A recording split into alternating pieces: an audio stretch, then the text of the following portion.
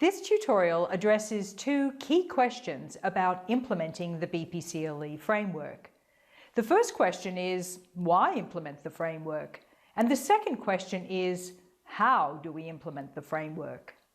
In relation to the first question, implementing the BPCLE framework from a jurisdictional perspective will ensure consistently high-quality clinical education is delivered across the health and social care sector in that jurisdiction. In turn, this will create genuine and sustainable increases in clinical education capacity and will result in better trained health professionals who deliver better clinical care for patients and clients. But implementation of the framework is also expected to bring direct benefits to individual health services, including improvements to the clinical learning environment, resulting in better experiences for all learners and for the staff involved in delivery of education. Efficiencies and improvements in clinical education activities and processes, resulting in less wasted effort by staff. Better relationships between health services and their education provider partners, resulting in more support for health service staff in the delivery of clinical education and improved teaching programs that produce work-ready graduates. And finally, enhancement of the organizational learning culture, resulting in improved patient care and health outcomes. In addition to these improvements relating to the delivery of clinical education, health services derive a number of benefits from undertaking the processes associated with implementation of the framework, including organizational learning across and within health professions, leading to better relationships between disciplines and between staff.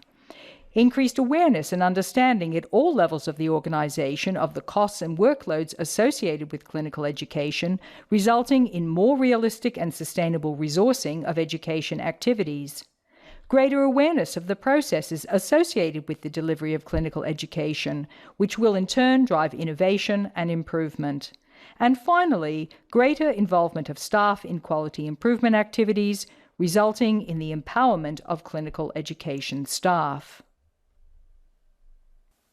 The remainder of this tutorial deals with the second question, namely, how to implement the BPCLE framework. The BPCLE framework encapsulates ideas that most people who are involved with clinical education understand at an intuitive level, even if no one has ever written it down before. However, even when we understand something, turning the theoretical into everyday practice can still be a challenge. In fact, implementing the BPCLE framework is not so very different to implementing any program or initiative and follows a fairly typical plan, do, review quality improvement cycle. In the case of the BPCLE framework, the planning stage of the cycle incorporates two steps. The first step involves self-assessment of the organization to rate how well the health service performs in creating and maintaining high-quality clinical learning environments. The second step involves developing an action plan for addressing those aspects of its performance where the health service has identified problems or issues that are a priority for improvement. The doing stage of the cycle is where the action plan is implemented, while the reviewing stage involves measuring the health service's performance against appropriate indicators. If we look in more detail at each of these four implementation steps, we can break them down into 9 tasks. The self-assessment step involves both a preliminary assessment and a detailed assessment task. Action plan development involves identifying action plan tasks and then assigning priorities and timelines to those tasks. Action plan implementation involves undertaking the activities that comprise the action plan and monitoring progress against the action plan. And indicator monitoring involves identifying the indicators the organization will monitor, establishing the systems for data collection, and then actually collecting, analyzing, and reporting the data. It's helpful to look at those 9 tasks chronologically.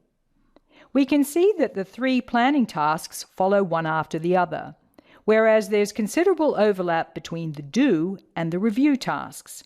In fact, task 6, indicator selection, needs to happen fairly early in the process, after the planning stage has been completed, so that data collection systems can be put in place to allow indicator monitoring to occur.